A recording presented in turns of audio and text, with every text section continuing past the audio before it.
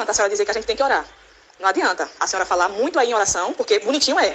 Falar, vamos orar, e aqui quem escuta faz, que bonitinho, ela tá falando, vamos orar. Mas se a senhora orar, e se a senhora fizer o contrário da sua oração, a Bíblia chama de hipocrisia, me desculpe. Então, se a senhora teve a coragem de ir lá na urna e apertar o número 13, como a senhora fez, a senhora não pode estar falando de oração. A senhora está orando para um Deus que é contra o aborto. A senhora está orando para um Deus que é contra a ideologia de gênero nas escolas. A senhora está orando para um Deus que é contra liberar droga, maconha, para que a adolescente fique viciado. A senhora está orando para um Deus que é contra a violência. E como é que a senhora tem a coragem de falar de oração e de ir lá na urna e apertar o número 13? Onde é que está a sua coerência? A senhora não está sendo coerente com o que está falando. Esse é o perigo dos crentes que ficam falando de oração, dos crentes que ficam falando em Jesus, mas está fazendo exatamente o que Deus não se agrada. Me desculpe falar. A senhora não está agindo com o que Deus, o seu Deus, se agrada. A senhora escolheu uma pessoa domingo, entendeu? Optou por uma pessoa domingo que vai totalmente de encontro à sua Bíblia. Qual é a Bíblia que a senhora está lendo? Porque se for a Bíblia igual a minha e a das irmãs, a senhora está fazendo exatamente o que a sua Bíblia diz para não fazer. Não é obrigado gostar de Bolsonaro. Não é obrigado dizer assim, eu amo de amor, de paixão, eu gosto de tudo que ele faz. Não. Até porque comigo não funciona assim, eu não gosto de tudo que ele faz. A questão é que a gente precisa escolher o candidato que tem mais a ver com os nossos valores cristãos. Eu quero saber o que é que adianta de a senhora estar no círculo de oração e quando a irmã Rosa levanta as irmãs para orar pelos drogados, para orar pelas famílias, para orar pelos dependentes químicos, para orar pelas crianças, se a senhora está escolhendo uma pessoa que é a favor de tudo isso. Peraí, irmã Didi, isso é uma hipocrisia muito grande, abra seu olho. Me desculpe falar isso, mas é a verdade. Me desculpe, mas é a verdade. Não tem condições da senhora passar a sexta-feira toda no círculo de oração, orando para que Deus restaure as famílias, se a agenda do PT e de Lula vai contra as famílias. Irmã Didi, abra os olhos, não só a senhora, como várias outras, que pode ter aqui no grupo, ou em outros grupos, né? Quem faz isso? Vocês estão agindo com hipocrisia. O que é isso? Abram os seus olhos espirituais. Irmãs indo votar de vermelho, com orgulho de apertar o 13. Vocês estão escandalizando o nome de Jesus. Abram a mente, leiam a Bíblia. Quando a senhora fala, vai ficar lá quem Jesus quiser, está errado.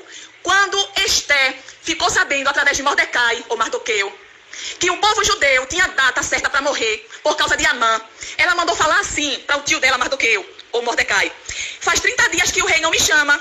Então, se eu não for chamada para a presença do rei, eu não tenho condições de ir lá pedir ao rei por nosso povo. Aí sabe o que foi que Mordecai mandou dizer a ela? Ei, vem cá, Esther. Tu estás pensando que só porque tu é rainha e que está aí no palácio do rei, quando chegar o dia de executar todos os judeus, você está pensando que você vai se livrar, é? Não vai, não. Você vai entrar no meio porque o seu povo é judeu. A mesma coisa eu falo para a senhora. Quando a senhora fala só vai chegar lá quem Deus quiser, é hipocrisia da senhora falar isso. Porque não adianta dizer isso dessa maneira. Quando a senhora ficar doente, a senhora não deve procurar um médico e a senhora não procurou? A senhora não está tomando remédio? Por quê? Porque a senhora sabe que Deus deixou a medicina. Tá entendendo? Se fosse assim... Ai, meu Deus, ele pegou a faca. Ó.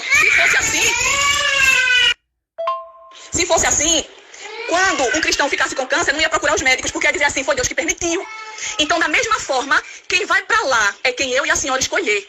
Entendeu? E os crentes estão uma vergonha. Os crentes que tiveram coragem de ir ali, apertar um 13 e que vão repetir esse ato e vai apertar o 13 de novo, são uma vergonha diante de Deus. Me desculpe o que eu estou falando, eu tenho muito carinho pela senhora, eu tenho muito respeito pela senhora. Agora, a gente não pode aceitar isso e deixar passar em branco.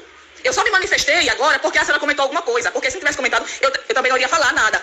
Entendeu, irmã Didi? Pense melhor, escute o que foi que o pastor Ailton falou ontem na Santa Ceia. Escute, recebi um áudio dele falando. Ele dizia assim, crente que votou no PT devia ter vergonha de cear.